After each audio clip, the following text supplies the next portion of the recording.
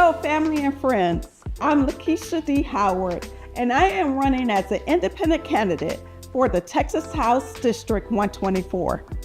I am a servant leader in our community who believes in the voices being heard. I am a retired Air Force veteran, as well as a retiree from the Department of Veteran Affairs. For me, this is not about politics and party. This is about our community voice being heard. We can only do that as one.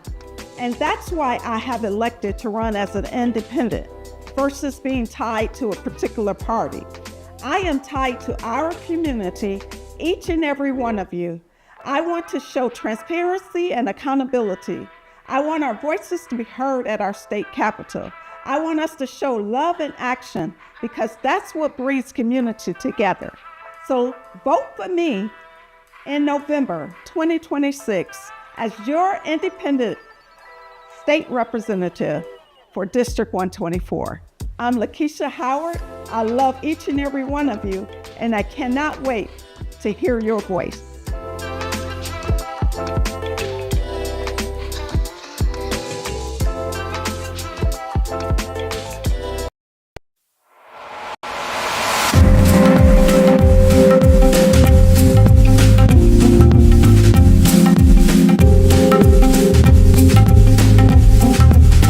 Good afternoon, good evening, wherever you're viewing from. I'm Laura Thompson with TAAN TV, the African American Network, where we have a local feel with a global reach, and you're tuned into the coffee break.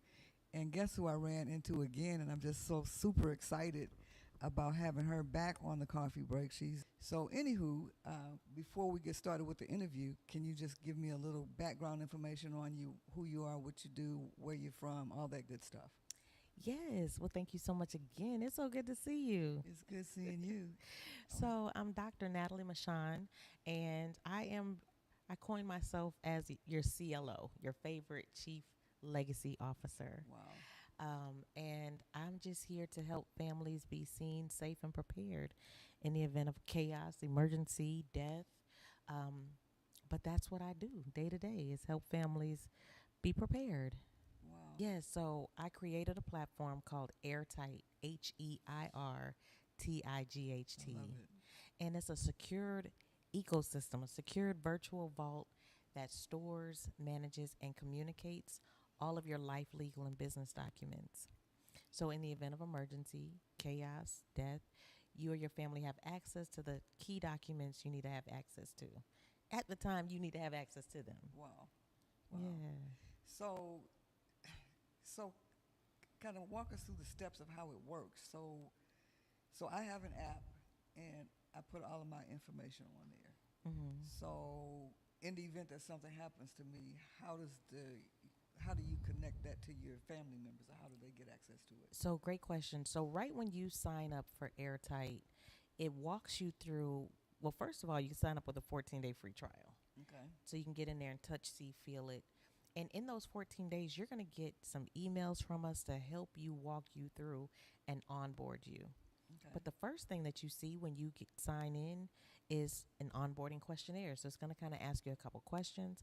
And then it's going to say, let's at least assign 3 heirs Mm-hmm. to your documents. Okay. So you can put 3 heirs in there. Now I don't want anybody to get discouraged and say I only have one. It can be that one. Right. But you would just kind of tag those individuals with their name and email address. Then when you begin to upload documents, then you can say, well, I want my son to have my will, or I want my daughter to have my life insurance policy. Whoever you want to have access to certain things, you just simply tag their name on those documents. And then in return, they're going to receive an email from Heir Tight. And the email say, hey, Laura's trying to share something with you. You can accept it or reject it. It's going to kind of explain what Heir Tight is, and it's going to walk them through setting up a free sub-user account to receive those documents. Wow. So now the important thing is to know for like your will or your life insurance policy, you control whether or not they can see it now or see it when the time is appropriate. Okay. So, for those that are like, I don't want my children seeing what I got, like me, Right. right? I don't want my kids seeing nothing early. They might get too excited, Right. right? But they know it's there. They have Mhm. access to it. So if something should happen to mommy, then they can definitely go ahead and start the process to unlock the the files that they need to move forward in any type of decision making. Wow.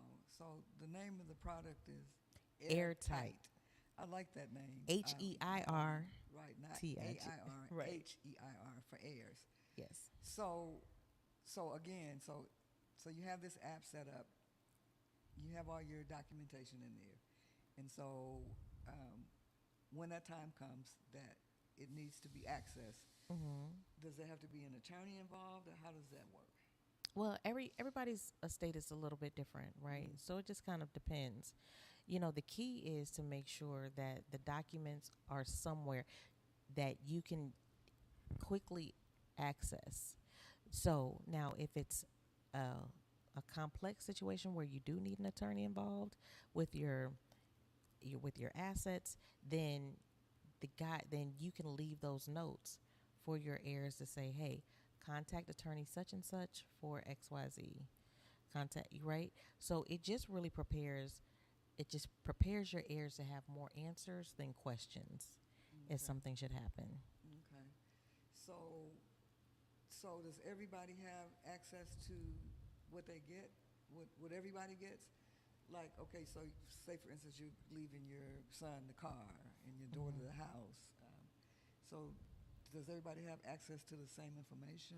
Or? No, you choose who has access to what information. Okay. Now, typically in your will, that's where you would state who has what, Okay. right? Or in your trust, that's where you kind of make your assignments.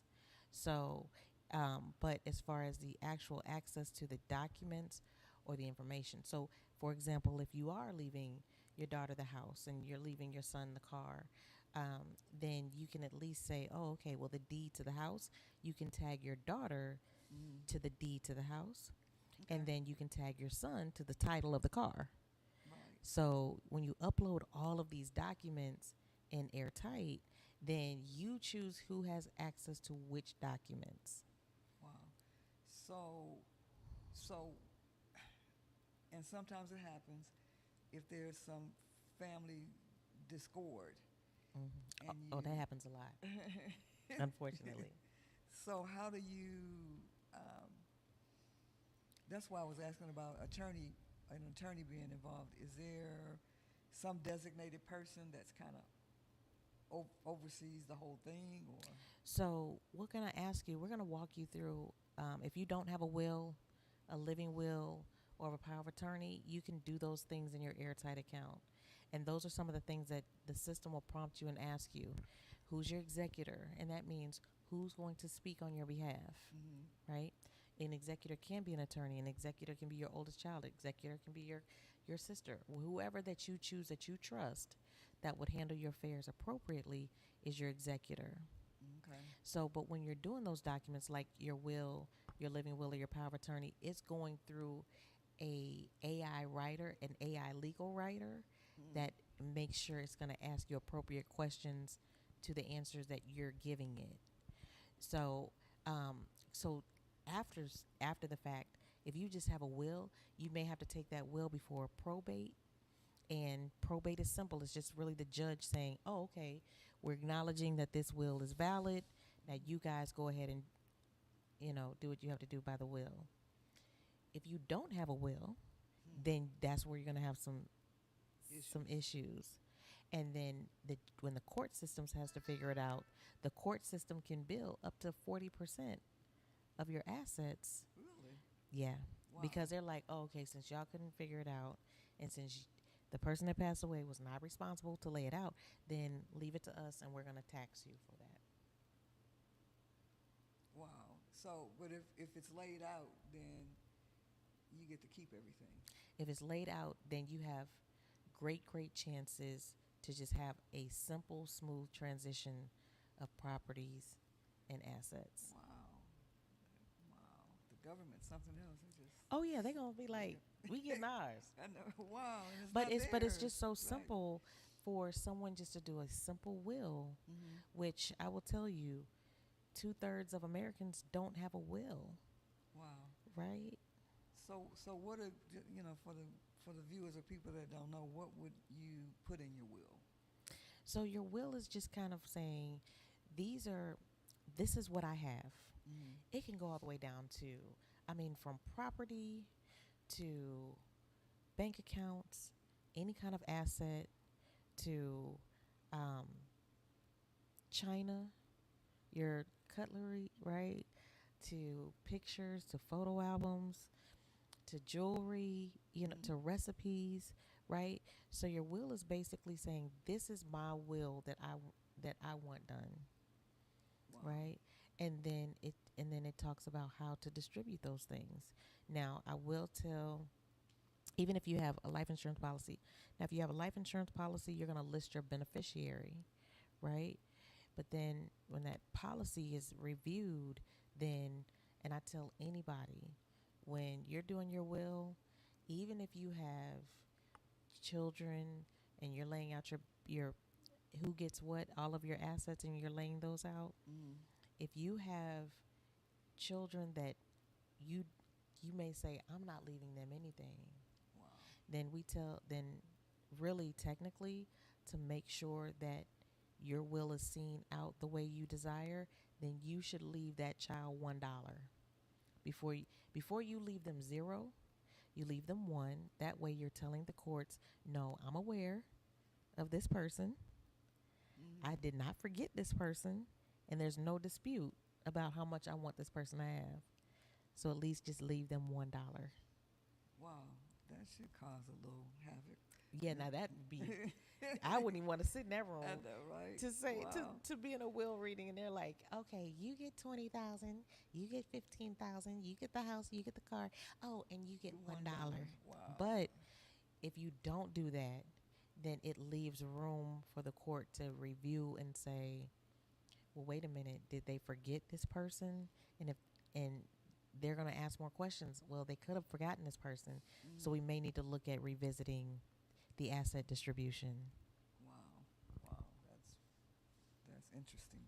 Hmm. So so can anybody read the will when you have a will reading, or does an attorney or the court have to read it? Yeah. So for example, in our situation, we did not hire an attorney. We just went straight to the court for probate, to Mm. the probate office, for the probate office just to validate the will, and then make sure that the distribution was handled accordingly. So that's, getting proper documentation for the bank to say, okay, these funds will go to, who my father saw fit for them to go to. Wow. Oh. So how are people how are you educating people about the app? It's there, and Hmm. it's a place for people to store their documents. But how do you what kind of outreach do you do to help people? So I do a lot of community events, specifically at senior centers, to help them understand the opportunity for them to be able to now sit down, since they're, you know, on the latter part, right, of their years, to make sure, all of their I's are dotted and T's are crossed. So we're definitely big in the community, um, but then we work with some smaller companies that we're onboarding, and then we just do a lot of person to person. Right now, we do some social media marketing, Mm-hmm. um, but we're growing. We're growing quickly, Mm-hmm. you know. But it's a blessing. It's a blessing. It So is. and then I do several speaking engagements on kind of legacy and what it looks like to leave a legacy. Wow. Well, it's definitely an important tool for people to know about and to use, Yes. and it makes it so much easier than going through the file cabinet trying to find all this stuff. Right. Because a lot of times your file cabinet gets out of order from Hmm. pulling stuff and putting it back into the wrong place. Yeah. And No, so, really. I would tell people. I would challenge people to try and exercise, because some people may say, you know what? No, my family knows where it is. But try and exercise, especially like I work closely too with what's called the sandwich generation. And then the sandwich generation is late 30s to mid 50s. And those are individuals that are taking care of aging parents along with their children. So they're right there in the middle with, and it's busy lives trying to maintain and keep up with a lot of stuff. But I want to challenge them for a family exercise and say, I will give you XYZ dollars if you could find my will. List like 5 or 6 documents for them to go find. And then you only give them like 10 minutes to find them, right? And then cut them loose. For every document that they find, you give them a reward. But then in 10 minutes, if they can't find it, then that means you have not communicated effectively. Because in the event of heartache, in the event of distress, in the event of emergency, it's harder to focus and be able to find those documents. So how did you come up with the idea of this invention or creation in the first place? So in the early 2000s, actually, I live in Atlanta, and I had a relative that my uncle actually that I would see every single week. And one particular day, I did not see him. On a Thursday, I would always see him on Thursdays. Thursday, he didn't show up, so we got a call on Friday and said, hey, from one of his close friends, and says, listen, Andre did not show up. Like, I haven't heard from him in a few days. Can somebody check on him? So my mom goes and checks on him, and she sees a couple days worth of newspapers outside his front door. So that was a sign. Okay, so he's not checking his papers. So we call the police to do a welfare check, and the police gained access to his apartment, and they did. They came downstairs, and they were like, we need somebody to come up here and identify this gentleman. Wow. And I go up there for my mom, and then unfortunately it was my uncle. He laid there on the floor for at least 3 days between the newspapers and from the coroner. So we're going through his apartment, and this is an uncle that's not married and did not have children, but lived in this apartment for about 20 years. Wow. So as we're going through his apartment and looking for the documents, we couldn't find anything. And so we were left with more questions than answers. So we call a local funeral home owner that we know, one of the popular funeral home owners, and we were like, listen, can you help us, because we're going to have to pay this out of pocket because we don't know where anything is. And so he was like, yeah. And so he gave us this long bill. I mean, that bill was so long. I was like, what are we doing here? Like, what is happening? I was like, how can we cut this back? I was like, this thing, is this Egyptian cotton sheets? Like, does he need a fluffy pillow? Like, what can I bring from home? Like, how can we cut this back? Right. And so he says, you know what? This is what we can do. Here is an alternative option. And he said, you can rent a casket and have a celebration of life at the chapel at the funeral home. And then we cremate him. We're like, how much is that? So they gave us that bill. We were like, okay, yep, you done dropped a whole digit, right, and shifted the comma. We'll take that one. And so when we got that bill, we did that. And then my mom gets a phone call from someone that did have all of his documents. Wow. The day after. And so he said, listen, I have Andre's. He saw it in the paper, in the obituaries that my uncle had passed. Wow. So he said, well, wait a minute. I have Andre's will and burial policy and life insurance policy. We were like, what you doing with it? Wait a minute. Burial policy means in the ground. Right. Let me call you back. So we had to go. We calling the funeral home like, hey, where is Andre? They were like, he's at the crematory. We were like, can you not cremate him, because he had a plan. He knew what he wanted. And he prepared. He just didn't communicate it to us. Wow. We had to get his body back. We had to And luckily we did. They did not cremate that man yet. So, and then we purchased a casket and then had a funeral the way he wanted. So we had another kind of graveside, um, a smaller family graveside service. Mm-hmm. And now he's buried in a grave, but he was Wow. almost cremated. Wow. So the thing is that a lot of families assume, a lot of families are close. We were very close, but we never had that difficult conversation. Mm-hmm. Some So, things are better than no things, but mm-hmm. but we all, I tell people all the time, we know how much money we have. Mm-hmm. We don't know how much time we have, Right. and tomorrow's not guaranteed. So it really doesn't matter for anyone listening, like your age, right? We can't Mm-hmm. all assume that But you're gonna be 90. we're Right. gonna be 90 or we're gonna be Yeah. 100. Like, it's saying, you know what? Let me go ahead and be responsible and prepare now. And remember, you're not necessarily preparing for death. Mm-hmm. You're preparing for life, right? So for your name to continue to live on, for your Mm-hmm. legacy, for those that you want to have access to things, they get it. So it's about being intentional and not being worried about, I don't want nobody to know my business, Right. you And it's know? not really that. Well, it's personal and sacred to some people. Right, People look at money different. So, right, yeah, yeah. so the other thing that you do, I don't want to, I don't want to, leave this conversation without saying that Dr. Michon is also an author, Yes, and so she has a book. It has a really cool name. Tell us about that. I know you didn't just die on me. That book is fun. That book is fun. I had a good time writing that book because part of me is humorous Mm-hmm. and death is heavy, right?